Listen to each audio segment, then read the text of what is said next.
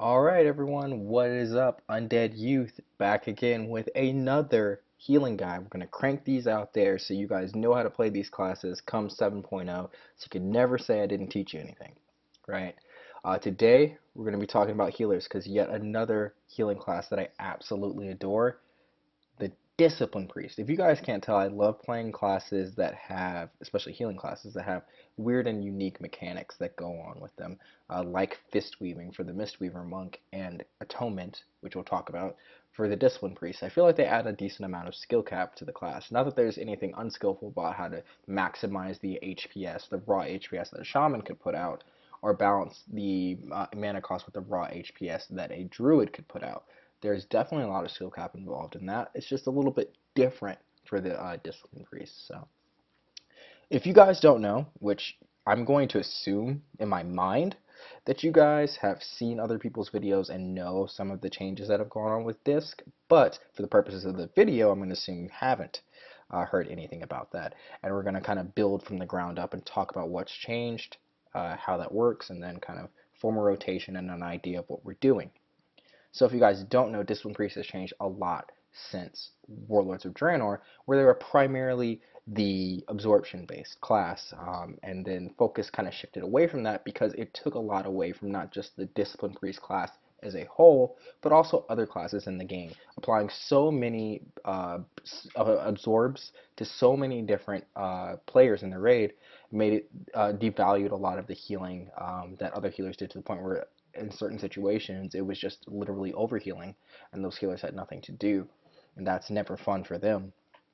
And then also to the Discipline Priest, it devalued a lot of the other mechanics that were going on with the class. It's hard to make things like the Atonement in the past iteration or Archangel be too crazy powerful or fun or interesting because you already have such a powerful core mechanic that you rely on. So they kind of done away with the absorb mechanic. We do still have absorbs. We have 3 pretty reliable absorbs, which is still more than any other class in the game, but they're toned down to the point where they're not too overpowering and really do complement the playstyle really well. And we will definitely touch on those later.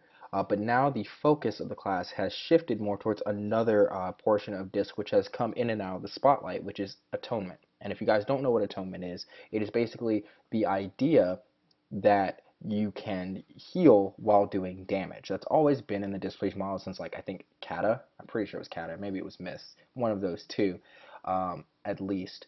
And basically, it's gone through many different iterations. There was one iteration where you would do damage with things like Smite and Penance, and because of that damage, basically it functioned like a smart heal, which is a heal that the game targets for you based on a radius and who needs the healing most. I believe back in its most earliest iteration, it would literally go for whoever had the least amount of health, even if there was like a 100 HP difference between a DPS that was never going to take any more damage and a tank that might literally die. It would still prefer to heal the DPS.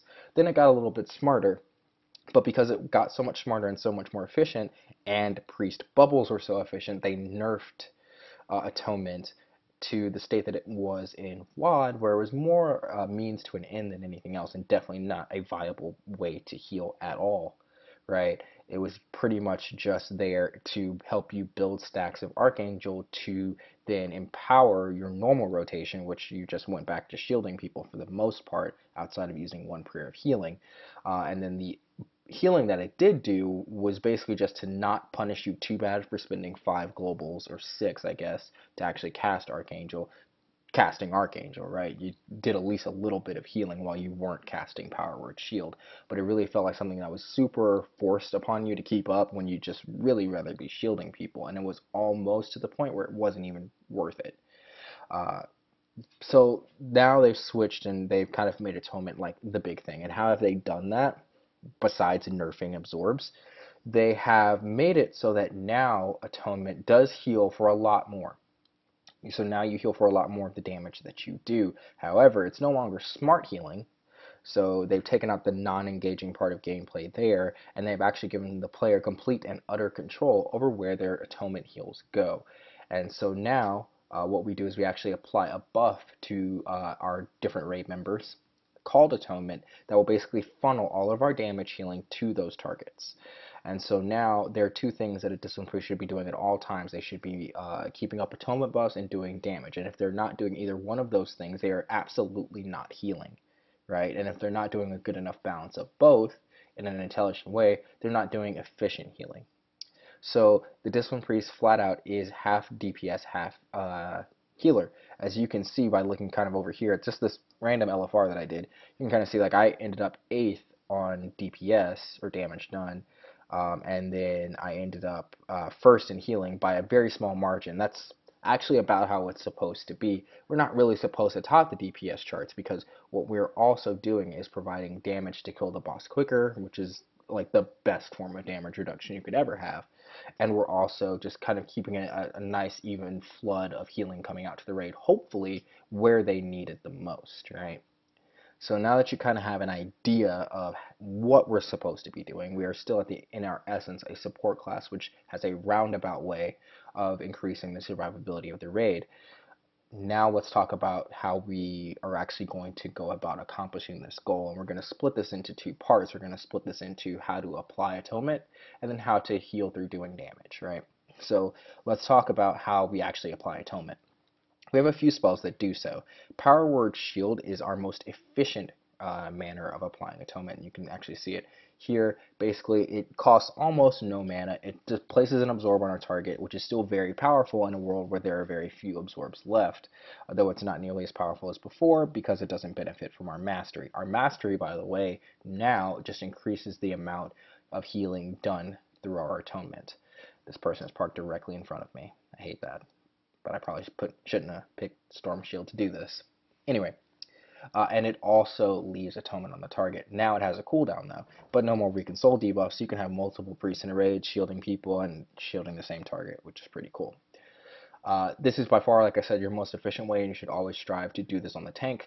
It kind of just synergizes really well because it gives them a nice little absorb, so you can also go off and cast, your atonement buffs on other targets, and you still have that, buffer to their health, and it gives you some time to maybe put some Shadow Word Pains up and start your damage. So, sorry, that was my dog. I'm gonna have to get her to shut up. So basically, Power Word Shield is just a really nice synergistic part of your toolkit, and there are a few things that do buff it here and there, but it's not way too overpowering to the point where it's the only spell you're casting anymore.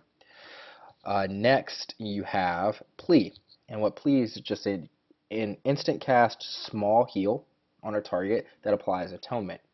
Okay, it's going to be your primary way because it doesn't have a cooldown of applying atonement when Power Word Shield is off of cooldown. However, it does lose efficiency the more you use it and the more you use your other spells, because its mana cost is actually increased by 100% for each atonement that you have active. So it gets very expensive very quickly.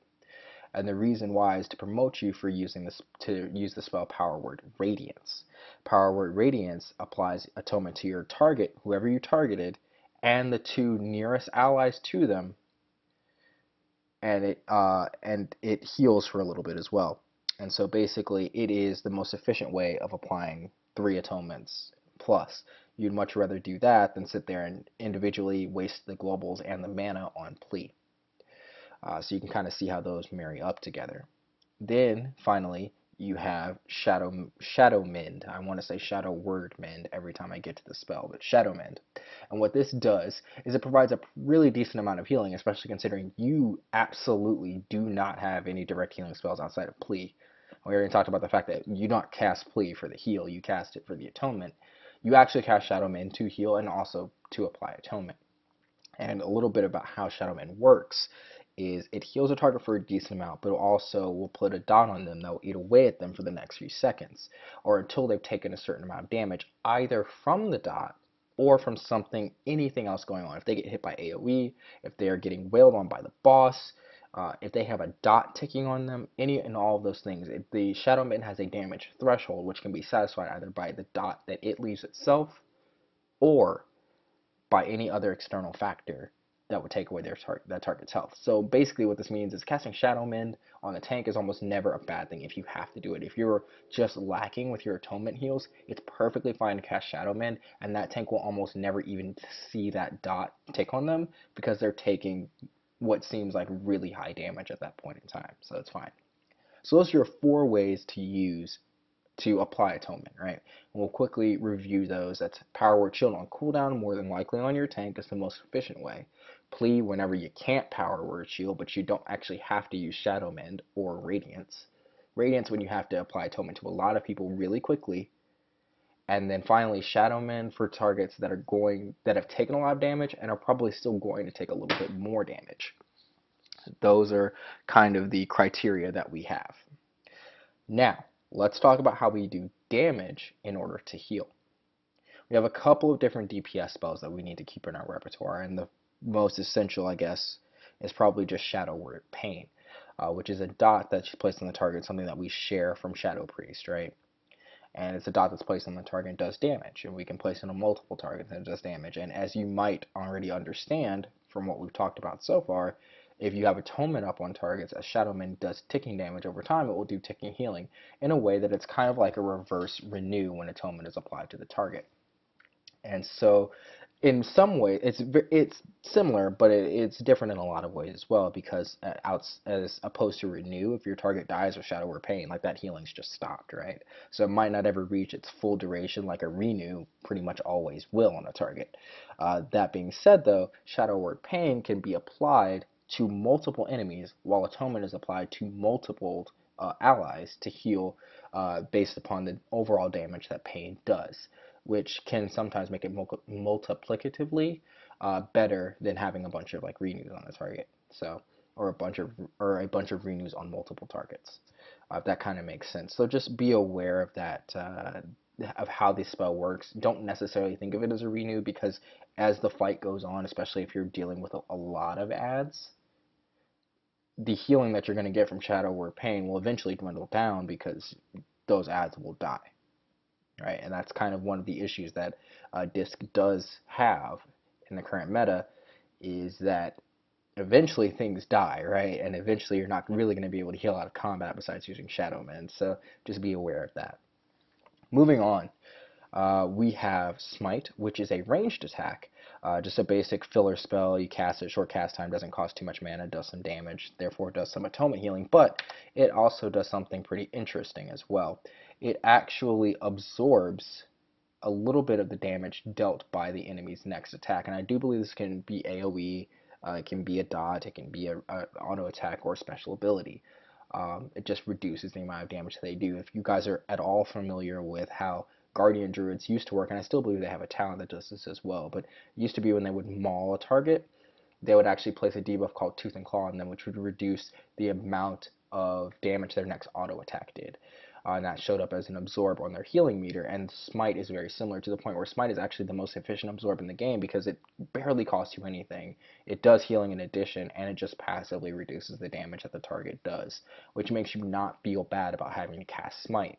Whereas before, when you had the old version of Atonement from WoD, you're like, man, I don't ever want to use Smite to build Atonement stacks when I could use Power Word Solace or Penance, which were both instant cast abilities that did way more for you and way more damage, thus way more healing.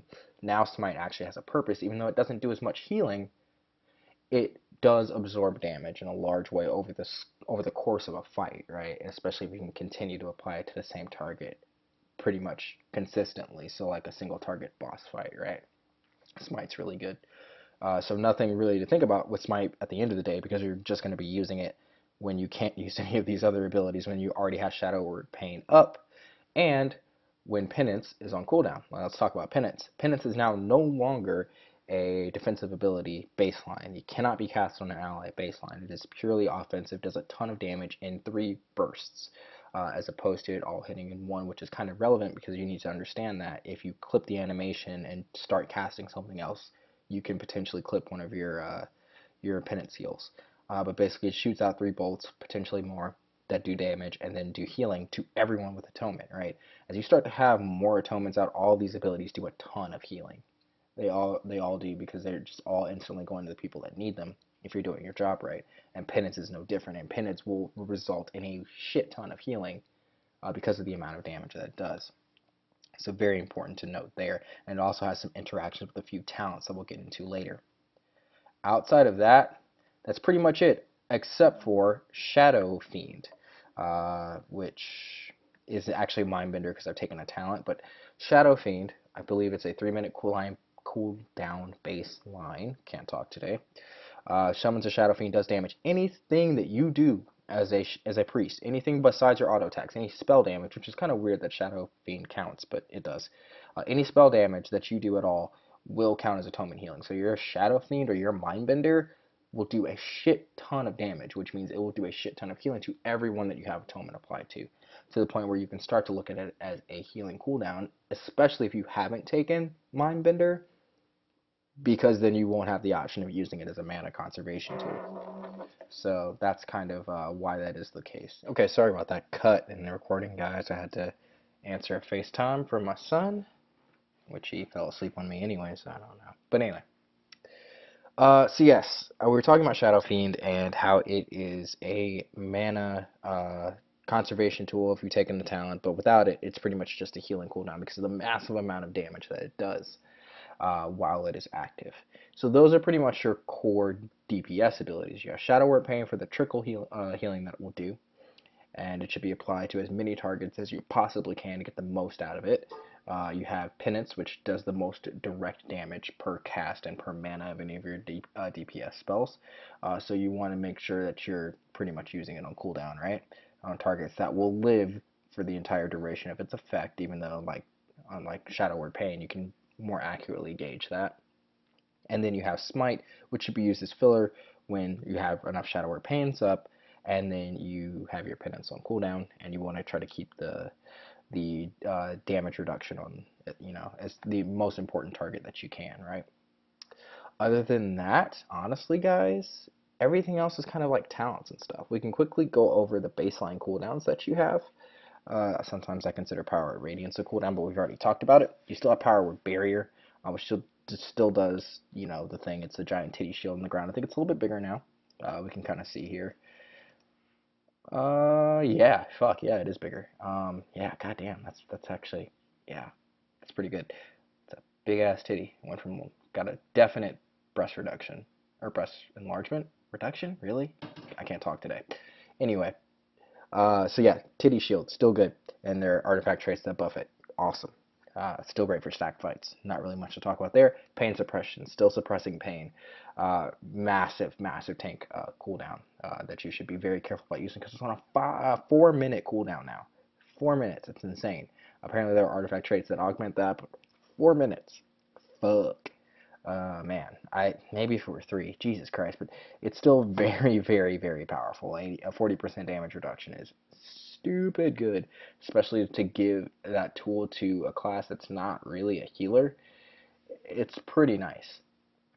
And then you have Rapture. Rapture, for the next 8 seconds, Power Word Shield has no cooldown, which is also insane because it lets you put up a ton of atonements on targets along with a bubble. So obviously this is your I'm anticipating big damage cooldown, not your oh crap button, but the I'm anticipating big damage cooldown, which lets me shield everyone and atonement. And I'm honestly not sure. I mean, in like an AoE situation, what's more beneficial? Because they're both great. Having the shield, I guess it just depends on if the shields get eaten through or not.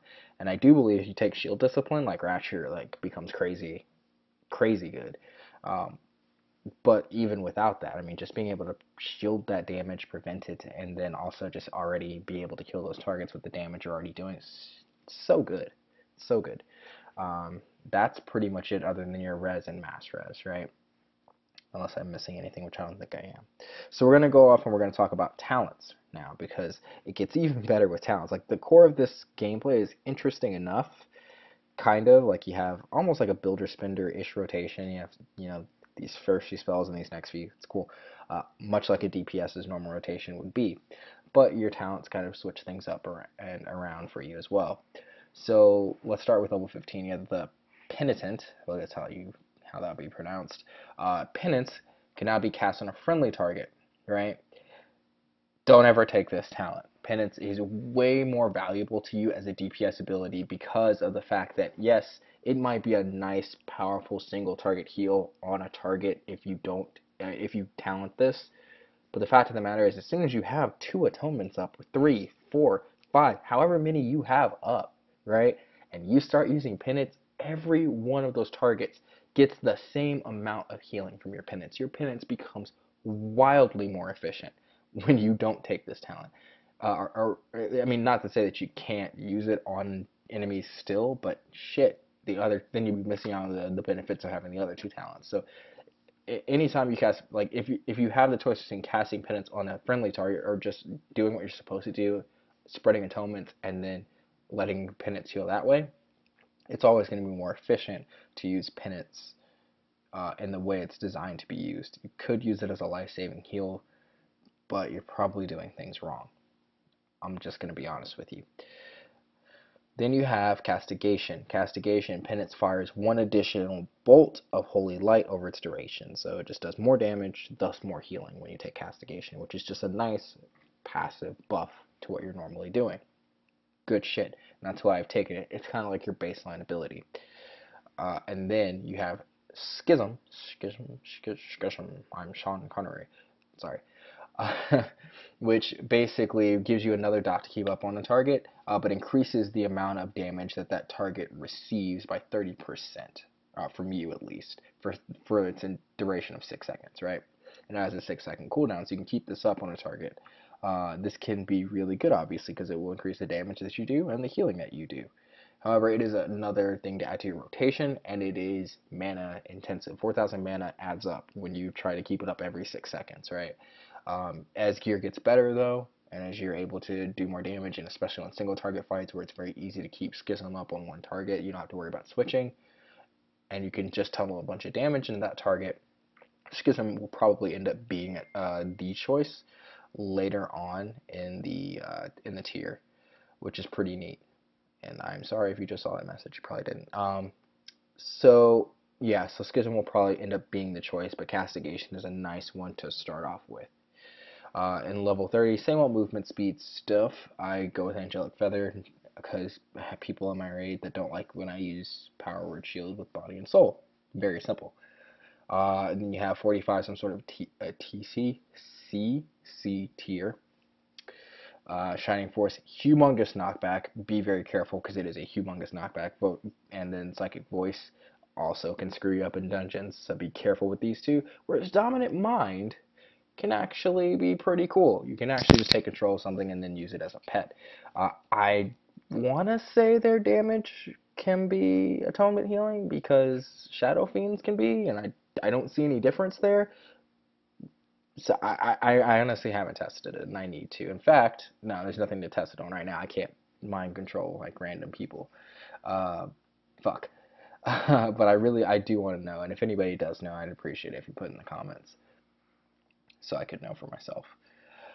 Power Word, Solace, Shield, Discipline, and Mindbender are all mana regen talents for the most part. Solace is an additional spell that you cast on an enemy. It doesn't cost you any mana. It deals a little bit of holy damage, and then it restores a small amount of your mana. Okay? Pretty simple. Shield, Discipline, when your Power Word Shield is completely absorbed, you instantly regenerate 1% of your mana. Cool, right? Because you're pretty much just going to be putting on the tanks as the most efficient way to keep atonement up on them. And then when you have Rapture, hopefully you're using Rapture in an intelligent way and applying it to targets before it's about to take a massive amount of damage. So it could be really, really beneficial there as well. And Power Word Shield's cooldown is not that long, so you're going to be able to throw out a ton of these guys on cooldown. But the fact of the matter is, it requires you to spend mana before you get it back, which might not be the best thing in the grand scheme of things. And then finally, you have Shadow Fiend, or Mindbender, which replaces Shadow Fiend. It summons the Mindbender to attack the target. It reduces the cooldown by 2 minutes, I believe, and then it restores the same amount that Power Word Solace restores each time it attacks. Okay, so what's the best one out of this tier? I would pretty much say Shield Discipline's probably out, even though, like I said, it's pretty cool. You still have to spend mana to make mana with this ability, which is why I don't like it. Neither one of the other two have a mana cost associated with it. Power Word Solace is pretty nice, just if you need sort of the smooth mana regen that it offers, and it's not tied to Shadow Fiend, which you would think wouldn't really matter if you were playing like your WoD Discipline Priest. You'd be like, why would I care if Mindbender is tied to Shadow Fiend? But you do care now. We'll talk a bit more about it later, but it's nice for very smooth mana regen over the course of a fight, but it does take a lot of globals to use and adds a little bit of complication, air quotes, to their rotation. So, but use it if you want to. It's not that bad. Now we talk about Mindbender. Mindbender is my choice because Mindbender, in my opinion, is crazy strong as you get better. Like it has to scale way better than the other talents in this tier because of the fact that Mindbender scales with haste, and haste is our primary stat. So Mindbender is just going to continue to attack faster and faster and faster as the expansion goes on, and thus return you more and more and more mana. The only problem that I see with Mindbender is that it is tied to Shadow Fiend, which if Shadow Fiend was just damage that scaled with haste, it would be exactly what we talked about. It would be a crazy strong AoE healing cooldown. But when you take Mindbender, you have to ask yourself, am I pretty much just going to be using this every minute as soon as it comes up to give myself the mana back that I need to continue to heal, or am I still going to try to hold on to this for those moments of big damage? And you have to ask yourself that. So having to make that choice is a little annoying, but I still think that it's definitely, even in early days, probably going to give you definitely more damage, right? And probably more mana back than the other two abilities. I think it's probably the best choice even now, and I think definitely later on down the line it's way better than the other two. Level 75, we have the ability, I think it's Contrition, right? Contrition increases your atonement's duration by 2 seconds. Very simple, right? Power Infusion increases your haste by 25% and reduces the mana cost of fire spells by 20%, and Twist of Fate just gives you a boost when you heal a target below 35% health to damage and healing, which is cool, because this double dips. Really important thing to note, versatility does not double dip for the priest, which basically just means that versatility will increase your damage and your healing, right? But when it comes to like things like your mastery and stuff like that, basically it will only increase the damage that you do, not the healing that your atonement does. It will still, like, versatility will still increase your overall healing because it will increase your damage, but will not increase both your damage and then your healing on top of that. It will increase the healing of non-damaging abilities like Clarity of Will and Power Word Shield, but will not double buff your atonement healing, basically. Whereas Twist of Fate, I do believe, will do that for you. I'm not entirely sure, but I think it will. Um, anyway, what is the best one out of this tier? Twist of Fate, probably still not super reliable, especially not in anything anyone's going to be doing at 7.0, unless you're doing maybe Mythic Dungeons and you're the only healer there. Then people do dip a little bit, but even then, it's not super reliable as the other two are. Um, I don't know. Twist of Fate, I don't know about this ability. It has the chance to be situationally really good, especially now that we have so much control over our healing, but still not sure about it. Power Infusion is very powerful though, right? Obviously, it's called Power Infusion. The one thing that I do see is I'm not just taking these talents in the, like, I'm not just talking to you guys about these talents within the confines of the early days of the expansion, but also in the later stages of the expansion. And Power Infusion increases your haste by a ridiculous amount, and we're already going to be stacking a lot of haste to the point where when you're under a Power Infusion, if you have too much haste on yourself passively and then pop Power Infusion, you're actually going to be able to cast spells faster than your fingers can actually hit the buttons, right? It's faster than like the global cooldown would be reduced too much. And at that point in time, haste is severely devalued. So the fact that Power Infusion doesn't actually give you any actual throughput advantage, like it doesn't actually give you raw healing or raw damage, it's not really like as this expansion continues to progress, Power Infusion will be slightly devalued, though it is really good right now. Personally, for me, while I'm getting used to the class, I like Contrition. But in all honesty, Power Infusion probably going to be the way to go from the early days of the expansion up to the point where you hit like certain haste breakpoints, right? And then Twist of Fate situationally good. So that's kind of, it's nice because it kind of just kind of rolls in that direction, right? Um, but yeah, that's kind of how that breaks down. Now you have level 90. We see Clarity of Will make an appearance again. I just don't like the spell. I can understand why it's here, but I just don't like it, right? It's still exactly what it does. It's a massive absorb that has a cast time, right? But and you can use it in situations where you need to have a lot of tank healing and or you need to use it to potentially cheese mechanics, right? I don't like it though. It doesn't fit with this rotation because before the whole thing about Clarity of Will was, I mean, it had to be an incredibly powerful absorb to outweigh uh, the fact that you could be casting multiple power word shields for the mana cost and the cast time that you use to cast Clarity, right? And you also had to need it on that specific target because of that specific fight more than it just being beneficial for the raid as a whole to have multiple shields on them. And the idea is still pretty much the same. Do I sit here and use Clarity of Will, or do I cast Please or potentially Radiance or Power Word Shield on targets to get my atonements out everywhere, right? And as at least in what I'm doing right now in like Mythics, LFRs, and like just normal and heroics, I'm just not going to take Clarity of Will because it's just way more important to either be doing damage with these globals and this mana, or to be spreading atonements with these globals and this mana. It could change, and there could be fights where like Clarity is just awesome, and that's the problem, right? With absorbs is that they really do become awesome. Even if we don't want to play that way, we might be forced to. But the fact of the matter is, especially now right now, you don't have to take this talent, and I hope that it never comes to a point where we have to. It's a nice bit of utility, but I don't ever want it to be another, we have to take this talent. Then you have Divine Star. Hurls a Divine Star towards the target, does damage and healing, then comes back, right? Short distance, great for stack fights. Very simple. Could not be simpler. Stack fights, Divine Star.